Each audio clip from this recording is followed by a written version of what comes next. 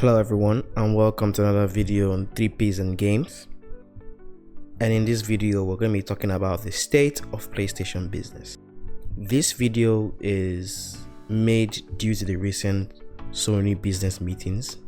Several of Sony's business segments held business meetings talking about their business positions and their outlook for the future. Mostly about reviewing their previous fiscal year that ended in March 2025, their fiscal year 24.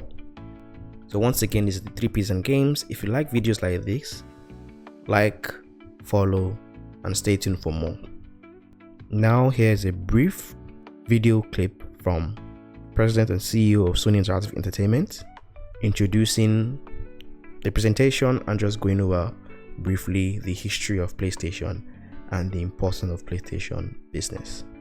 The PlayStation brand is universally celebrated by both players and creators for the unique experiences we create. From the first PlayStation released in 1994 to the PlayStation 5, we have demonstrated our commitment to innovation and supporting a diverse range of content from both third-party creators and our own PlayStation studios. And we are excited to continue pushing the boundaries of play to serve the PlayStation community and to grow new audiences. So yes, once again, PlayStation is 30 years. They have defined gaming, and I think people need to look at this image and remember what PlayStation stands for. PlayStation really is a third-party console first platform. It's a platform that wants to be the best place for you to play and the best place for you to publish.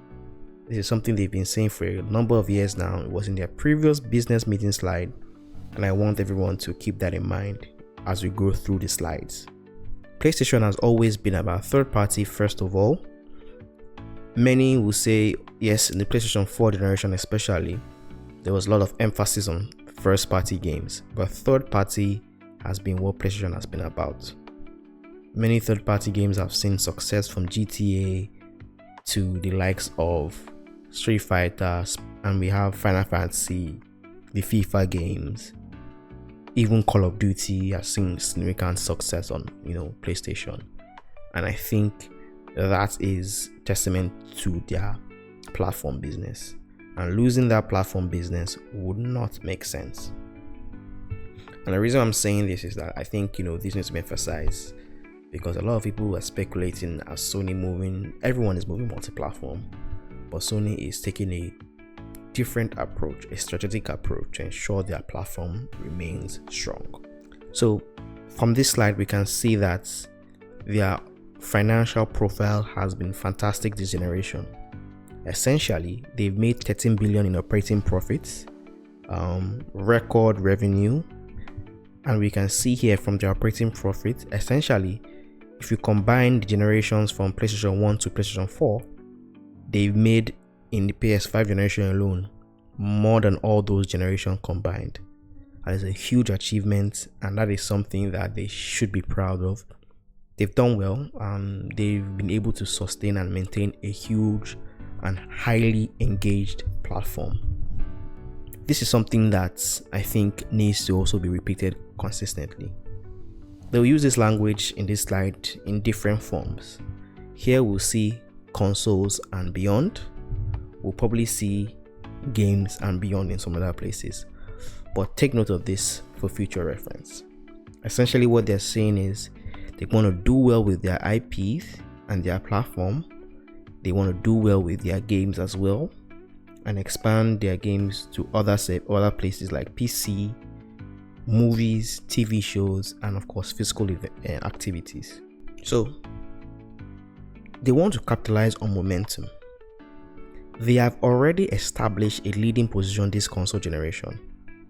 The next thing is to capitalize on that momentum to drive profitability and growth, and of course evolve the PlayStation experience. A core theme in this whole slide is increasing profitability, increasing profit margin. They have been profitable. They want to increase their margins. They are making very high revenue, one of the highest revenue for a platform business. They need to be making more profit. They need to be near I think if for a profit margin, they probably should be near 20%.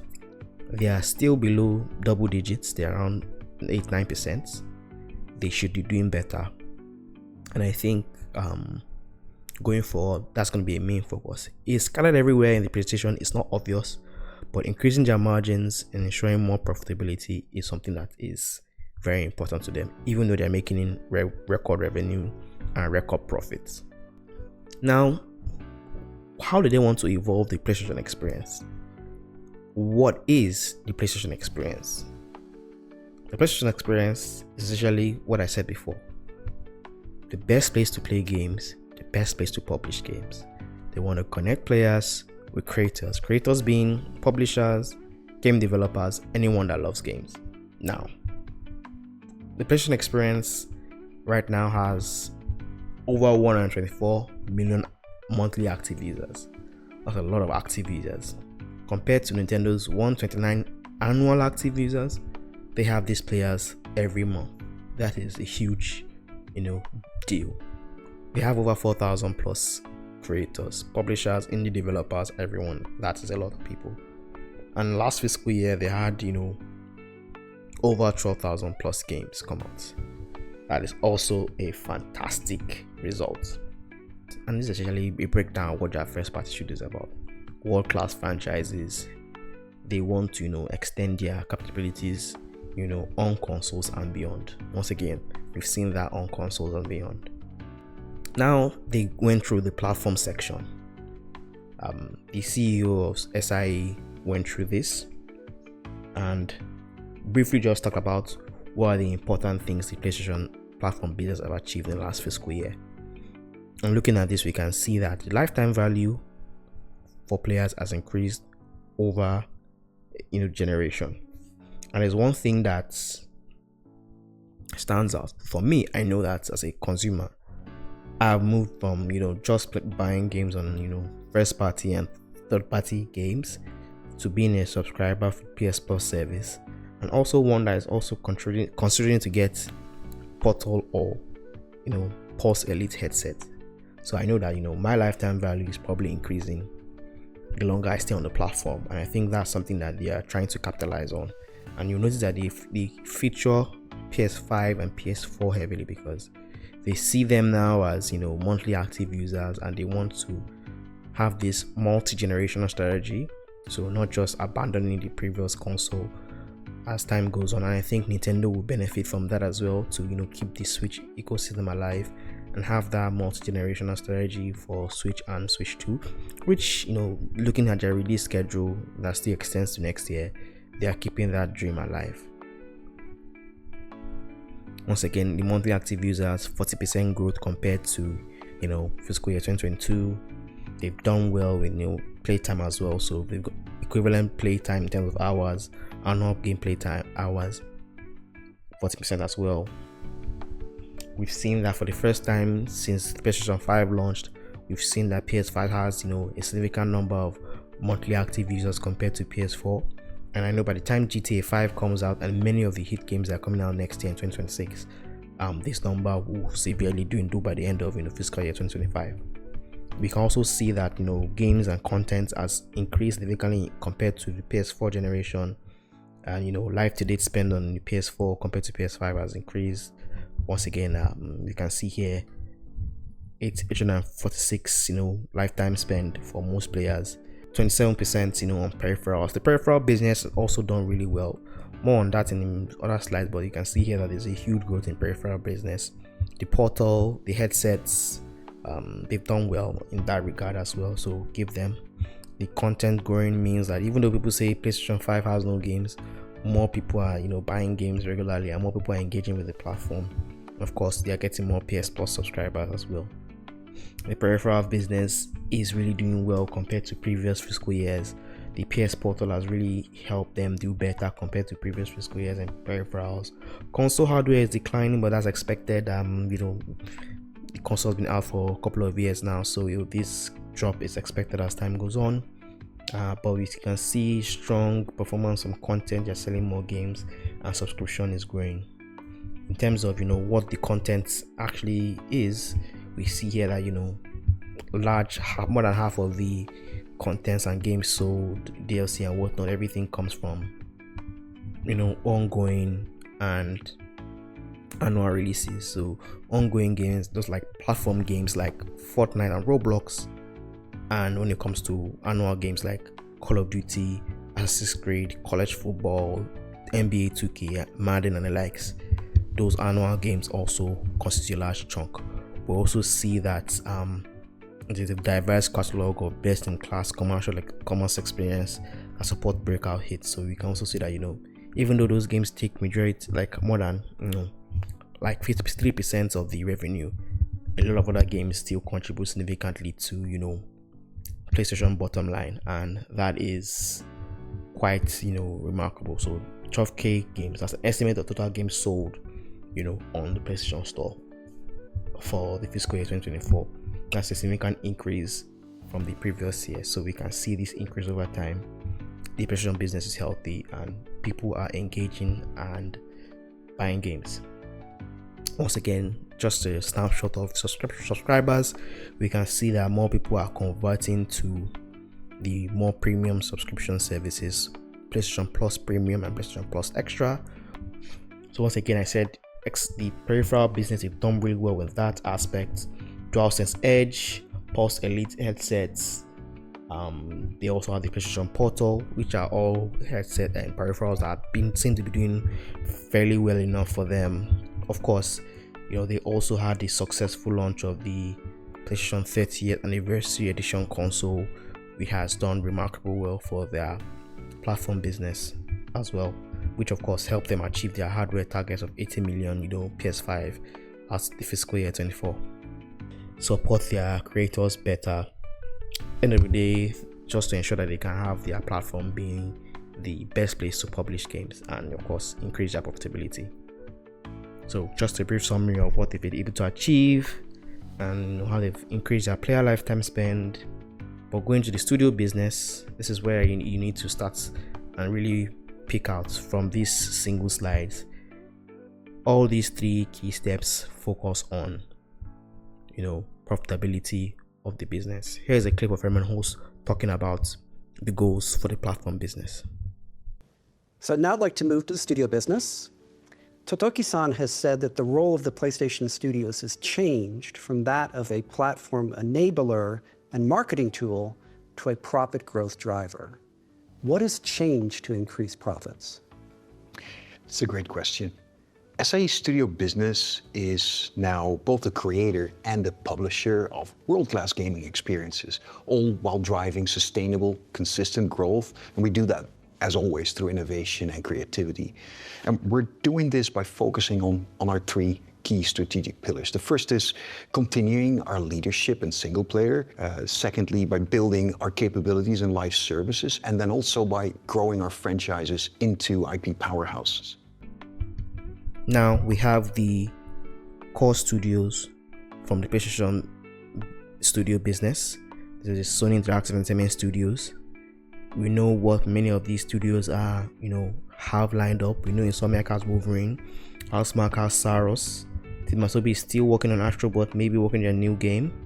Naughty Dog has, of course, Intergalactic. Sucker Punch is launching Ghost of Yute very soon. Santa Monica, we don't know what they're working on yet, but same thing in Fireside, and of course many other studios. They have other games in the works.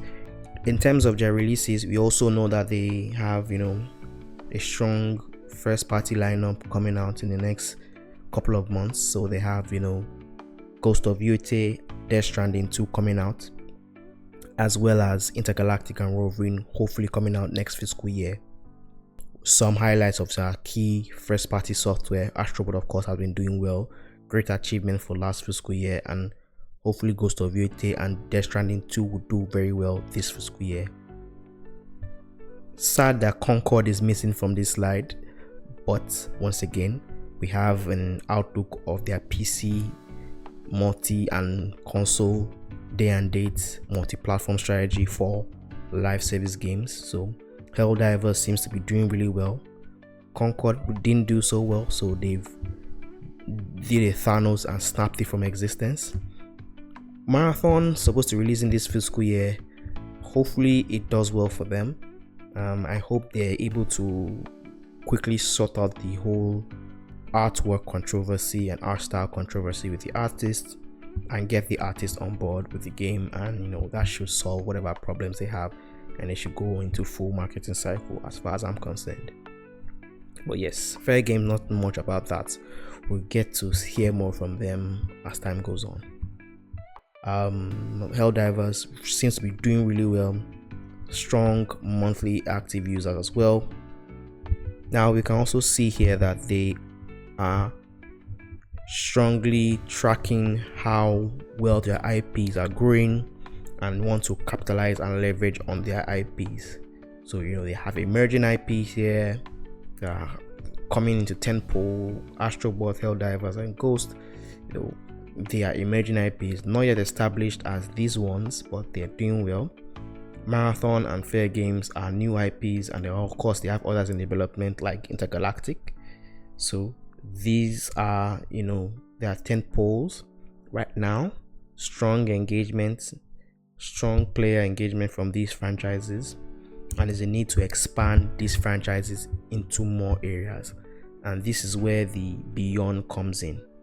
You will notice in this slide they mention grow IP into powers franchises in gaming, and now the terminology has slightly changed here compared to the platform business. So this is where we see the movies, TV shows, music, and things that they've been working on and everything, and the experiences. This is part of the beyond aspect where they're going to be PlayStation Studios going to be taking their games to. We have some highlights of successes already. The Last of Us Season 2 seems to be well received. Maybe not as well received as the previous franchise, but at least the premiere was far more successful than the previous premiere. Season 2 of Twisted Metal is coming out very soon, and hopefully is well received as the last one was well received as well. Once again, more emphasis on profitability. That's just what it is, and ensuring they are more profitable. They have stricter budget controls, and ensure everyone has good knowledge of the risk reward of the games they are working on. Of course, these are things that need to be implemented considering the feedback and the concern from the previous CEO, who had issues with the fact that he thought the studio leaders didn't really understand the risks that some of them were taking and how some of their games will be profitable to Sony in the long term overall. So I think this is a response was expected. Another important part of our evolution is our increased emphasis on operational excellence, and we do that to underpin that approach of achieving profitable and sustainable growth. We've established very strong cost controls. We have much more rigorous budget oversight processes now in place, and we have also evolved our portfolio framework to enable making more informed choices and effectively balancing the profit potential with the associated risks that come with these opportunities. We've also changed the way we support our studios through central services with greater operational rigor, much more intentional, kind of top-down approach to our portfolio, increased oversight of our development processes, and we have introduced some new ways of working that includes greater use of outsourcing, greater use of co-development, and a much greater integration of future-facing technology as well as data solutions into our workflows. Once again, this is their core focus, and we can see where a lot of productivity comes in, and you can see where they want to expand their franchises beyond consoles. Now, I'm just gonna conclude here. First of all, I want to play a clip from the fireside chat of them answering questions about multi-platform strategy, and now that Microsoft is multi-platform, what is Sony's role? What is Sony's outlook on that? Questions I'd like to get to today. I'm going to start with the platform business. As Sony Interactive Entertainment and the industry as a whole move towards multi-platform gaming, how will you protect the value of the PlayStation console? The PlayStation experience is not just about the gaming console hardware, nor it's not just about the content as well. It's an experience in a community that shares this excitement For over 30 years in the past, we've been committed to being the best place to play and publish. And has helped us establish a dedicated community of 124 million players and then an available network over the 4,000 creators. PlayStation console experience is designed to enable immediate gameplay in an immersive and accessible way. We're doing this in a completely integrated way, designing and manufacturing all aspects from the chips to the backend system. And we continue to look for new and innovative ways to broaden our reach and bring our content and service to the players. The value of the PlayStation console is that still the best place to play, and it's growing as we reach an even broader audience. And you're quite right that we're continuously exploring new ways for players to interact with their franchises. It's important to realize that we're really thoughtful about bringing our franchises off console to reach new audiences, and that we're taking a very measured, a very deliberate approach in doing that. Particularly on the single player side, our tentpole titles, there's such a differentiated, the point of differentiation, I should say, for the PlayStation console. They're real showcases of the performance, of the quality of the hardware. So we want to ensure that players get the best experience from these titles. And we're very thoughtful about how and if and how we bring these titles to other platforms.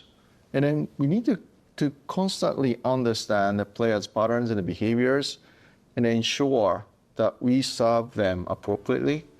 Hermen and then myself are very, very focused on this and then investing as needed to evolve the PlayStation experience. Many investors are speculating that Microsoft is moving away from the console.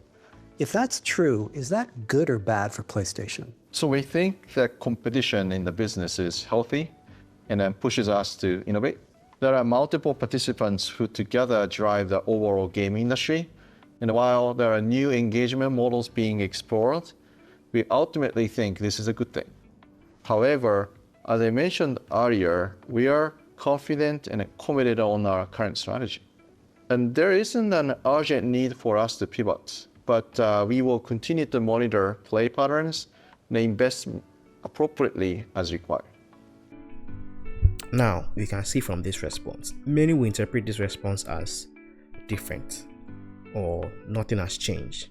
Some will say they feel they are going to be doubling down on PC.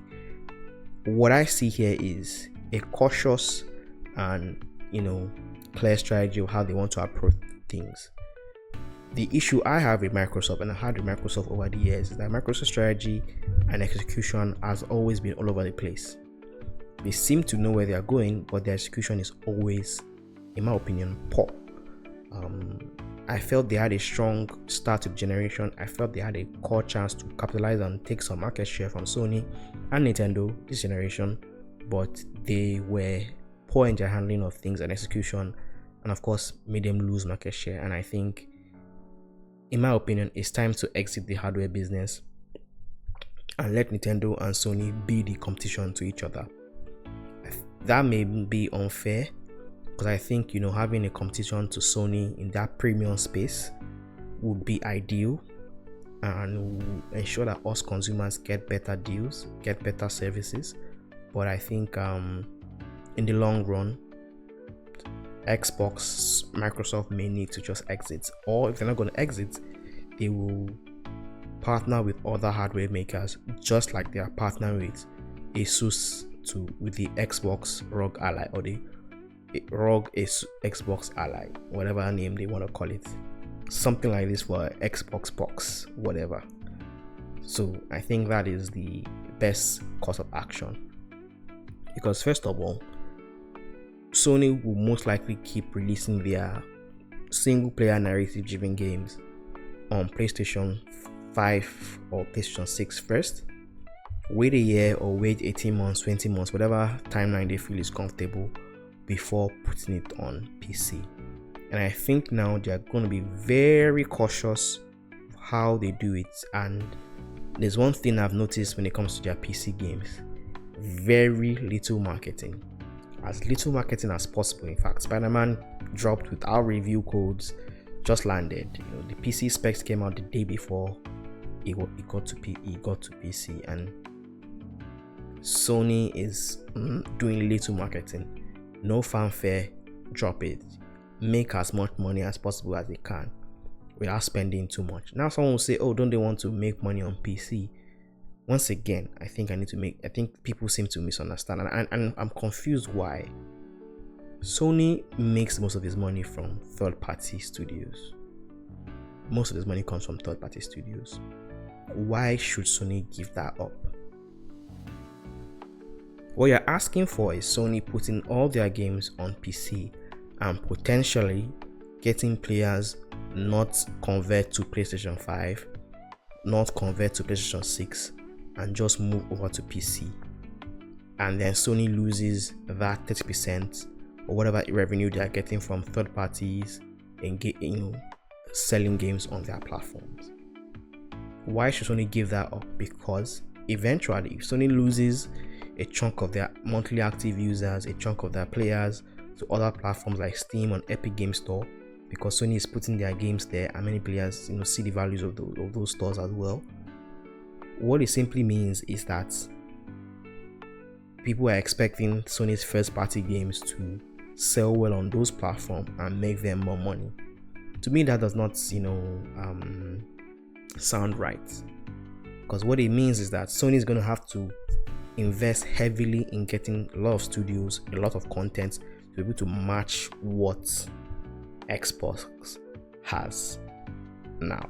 Xbox can do that strategy because they spent years acquiring studios, acquiring content. Sony will have to do something of that level, because right now their first party studios are not making enough games, to make that money and recover whatever they will lose from various third-party software not selling as much on their platform. It doesn't make sense, and to me it doesn't make any financial sense right now to pivot. And I think that is a clear statement from Nishino when he said that. Nishino said they see no reason to pivot, and I think that's clear. Now, also talking about Nintendo Switch, investors here are seeing the fact that they know that PlayStation's bread and butter is third party, and they also talk about how Nintendo Switch will affect that. I'd now like to turn to the business environment as a whole. Some investors, to be quite honest, are concerned that the improved specifications of the Switch 2 and Nintendo's improved relationships with third-party publishers will lead to tougher competition for PlayStation in the next few years. What do you think about those concerns? Yeah, so we closely monitor the kind of overall gaming industry, including the action of other market participants. Additionally, catalysts in the market are great for the industry as a whole, and then as they reinvigorate the excitement and the demand more broadly. So it's great to have people launching new things. However, as I mentioned previously, we have a differentiated strategy. So PlayStation 5 is designed for an immersive gaming experience, and this includes the innovative DualSense controllers features as well. We believe PS5 level performance is required to achieve a great experience on big screens. And in this way, we have provided a unique offering for players and creators in this current console generation. However, publisher strategies are increasingly shifting towards being multi-platform, so more platforms can run the same game, which is great from a creator's perspective. Among those platforms, our mission is that we will continue to be best place to play and publish. As such, we have empowered our creators to leverage our offering and the services to create amazing, unique experience for players with high engagement and great monetization opportunities. We have done this consistently as the industry and the competitive dynamics has evolved. And of course, PlayStation Studio and our franchise have a special role in showcasing the PlayStation experience and then strengthening the players' relationship with us. Some investors are also concerned that Nintendo's appeal to the younger generation could lead to market share declines for PlayStation if those younger users choose not to graduate to PlayStation as they age.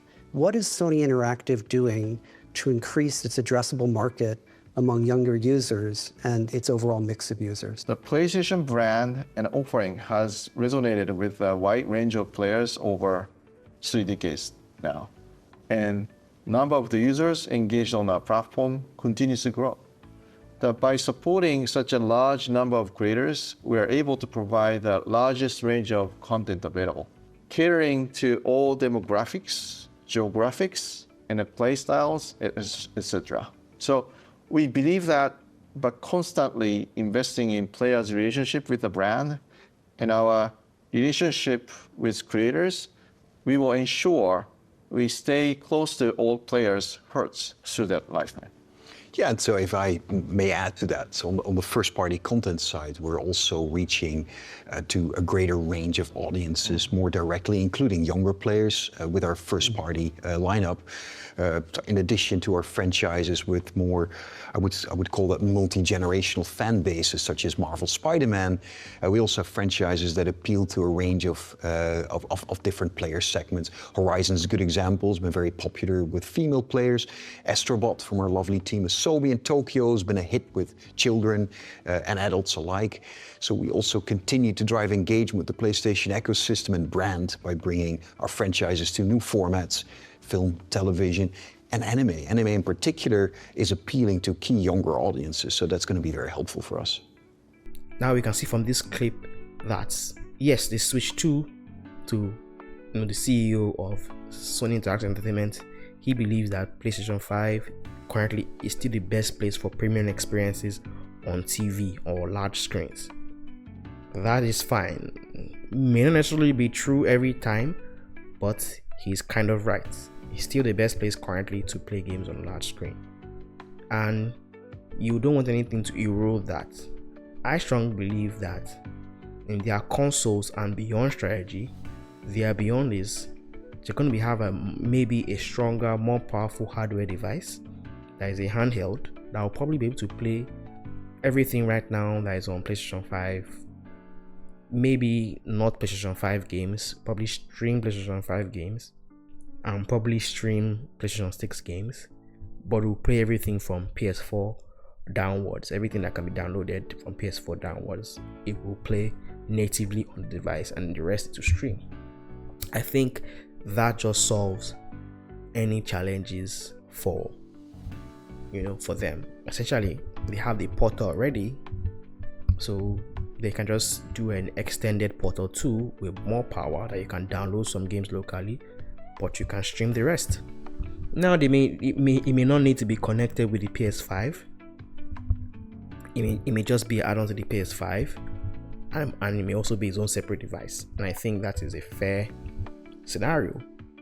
And I also think that they will continue to be cautious with PC, as I said, and they will start exploring cloud. And I said their beyond strategy for cloud, in my opinion, is they'll probably have a cloud TV app or cloud mobile app very soon, maybe in the next fiscal year, that will come out, and players will be able to experience games from the PlayStation Plus premium tier, just like how they're experiencing on the cloud beta for PlayStation Plus or the PlayStation Portal right now. And I think that is another avenue where they'll go beyond consoles, and as well as TVs and other aspects that they will continue to do. So I think that's, for me, that's the beyond, and that's where their cloud strategy also comes in as well. And of course, AI will mostly do it towards efficiency and of course increasing profitability. They may not necessarily save so much in budget, but I think maybe just to create more efficient studios as much as possible. I think that would be their core aspect. So I think just to make it, in my opinion, my understanding of where they are going, they're going to use the portal and other hardware means to expand the way people can access their games and play.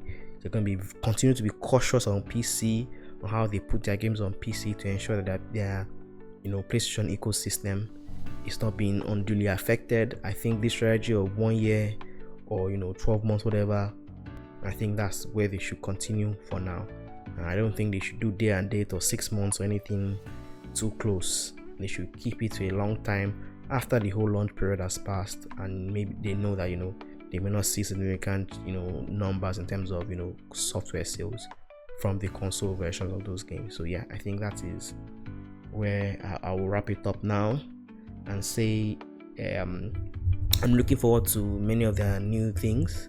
I'm looking forward to the games that will come out from the various hero projects they are doing in Middle East and North Africa, as well as China hero project and of course India hero projects. Looking forward to those games. Looking forward to how they will partner with Sony Group in large grand scheme of things in terms of AI and upscaling and everything else. And finally, looking forward to how well the business will grow. The business has done well this fiscal year, 2.7 billion in terms of operating income for fiscal year 2024, 30.7 billion in terms of sales, one of the highest revenues for any platform holder. So that's a record. And yeah, I think they've been doing well. The operating margin has been increasing over time. Maybe next console generation will get more first party games, but I said first party games are not really Sony's priority. Third party doing well on the platform is Sony's priority. Most people get a PlayStation to play third party games, not first party Sony games. That's just the truth, and I hope PlayStation continues to believe in that strategy and continues to enhance that strategy.